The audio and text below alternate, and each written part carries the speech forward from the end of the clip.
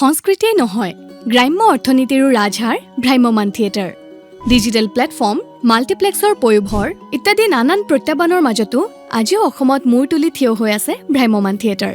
1963 চনত নাট্যপ্ৰাণ অচ্যুত লহকৰে পাঠশালাত নটৰাজ থিয়েটাৰৰ জৰিয়তে যি যাত্ৰা আৰম্ভ কৰিছিল, সেই যাত্ৰা আজি কেৱল সংস্কৃতিয়ে নহয়, বৰঞ্চ ৰাজ্যৰ গ্ৰাম্য অৰ্থনীতিৰো এক অন্যতম চালিকা শক্তি হিচাপে থিয় দিছে।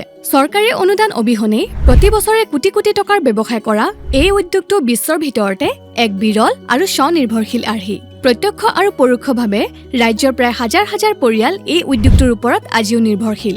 অসমৰ দুকুৰিৰো অধিক সৰু ডাঙৰ সক্ৰিয় নাট্য দলৰ প্ৰতিটোতে অভিনেতা-অভিনেত্ৰী, টেকনিচিয়ান আৰু শ্ৰমিককে ধৰি প্ৰায় 200তকৈও অধিক লোক জড়িত হৈ থাকে আৰু তেওঁলোকৰ জীৱন জীৱিকাও থিয়েটাৰৰ ওপৰতে নিৰ্ভৰশীল হয়। ইয়াৰ উপৰিও পেণ্ডেল সজা, বাঁহ কাঠৰ যোগানকাৰী, পৰিবহণ আৰু পোষ্টাৰ ছপা কৰা প্ৰেছ আদিৰ জৰিয়তে হাজাৰ হাজাৰ থলুৱা যুৱকে সংস্থাপন লাভ কৰে। তিনিটা নিশাৰ নাট প্ৰদৰ্শনৰ সময়ত গ্ৰাম্যাঞ্চলত আজিও ভ্ৰাম্যমাণ থিয়েটাৰক লৈ এক উৎসৱমুখৰ পৰিৱেশৰ সৃষ্টি হয়। থলুৱা চাহ দোকান, সৰু হোটেল, চানা বাদাম বিক্ৰেতা আৰু অটো মেজিক চালকসকলৰো সেই দিনকেইটাত উপাৰ্জন বৃদ্ধি হয়।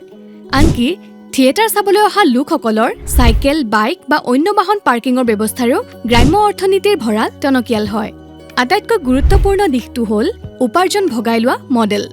থিয়েটাৰ আমন্ত্ৰণ কৰা স্থানীয় কমিটিসমূহে লাভ কৰা এক নিৰ্দিষ্ট শতাংশ ধনেৰে স্কুল বা নামঘৰ বা পুথিভঁৰাল সজাৰ দৰে সমাজ কল্যাণমূলক কাম কৰে।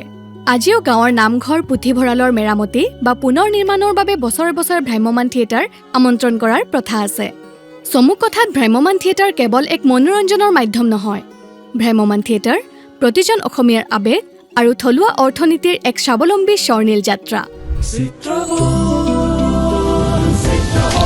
চিত্ৰবন।